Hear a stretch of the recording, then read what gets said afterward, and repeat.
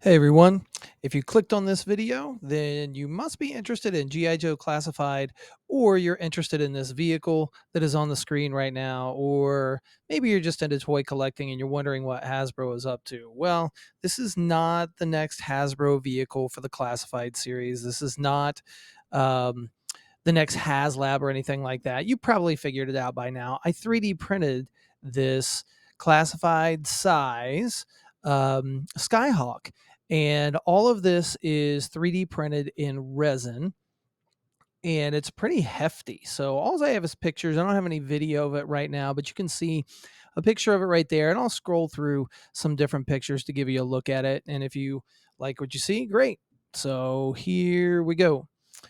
So here's a nice shot of the Skyhawk from the side. Now, one of the things that I found when I printed this is that the back end is a little bit heavier than the front end, and therefore it kind of leans backwards. But I also noticed that with the original toy, even with the 3 3/4 inch line from way back in the day, the vintage line, you get the same thing. It kind of leans backwards a little bit, and that's something that if I go in and kind of modify the files a little bit, I'll probably put a little bit of a stand on the tail so that it doesn't have that backwards lean so much. But you can see here that this is a file, and I'll put the link to the file that I got. I just got it off of Thingiverse. I'll put that link down in the comments or in the description, excuse me. And this is a really good recreation of the original toy. I haven't painted it too much yet. I did paint it this green, but I haven't put any details into some of the detailed parts on the top. I want to paint the star white. You can see that I haven't painted that just yet. I want to put um, a little bit of smoke or something, not really smoke, but a little bit of blast effects where on the guns on the side, and just make it come to life just a little bit more. But overall, I was really, really pleased with this.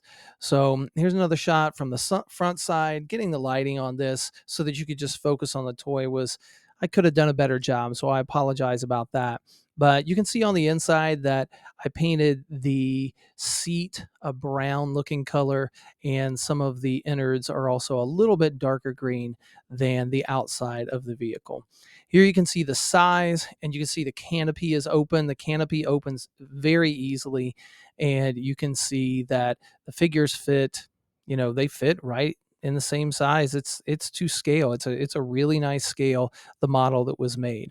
Here you can see where I've got my Duke figure on the inside with the canopy closed. It is kind of tight quarters with a canopy closed like that. Um, so having a figure on the inside, you might want to do a little bit. I might need to do a little bit more with the posing to get him in the right spot so it doesn't look crammed in there. But this was never a really large vehicle, anyways. So I'm pretty pleased with the way that it turned out. I've got a picture here of the 3D printed version versus my vintage version. And you can see that the colors are just a little bit different, which doesn't bother me too much, but it's a really good representation. It's a really good model. And you can see it a little bit here on the smaller model or on the vintage vehicle. You can see how it kind of leans backwards just a little bit too, especially get my mouse here, especially with this wing on the side. You can see that this wing is kind of dipping down a little bit on both of these versions. So if I were to 3D print this again, I may 3D print it with filament as opposed to resin and do some sanding and painting just to make the entire vehicle a little bit lighter. I think that might help a little bit. But overall, I've been pretty pleased with the way that all of this turned out. Um, Lots of sanding. It does come in two parts. If I go back, let me see here. Like on this vehicle, the body itself, I 3D printed in two halves. Um, but that was the only part that I 3D printed in two halves. Everything else you could print in as one big part. Oh, I take that back. The landing gear I had to split that. My resin printer, the print bed was not large enough. So I had to split that in half as well. But there it is.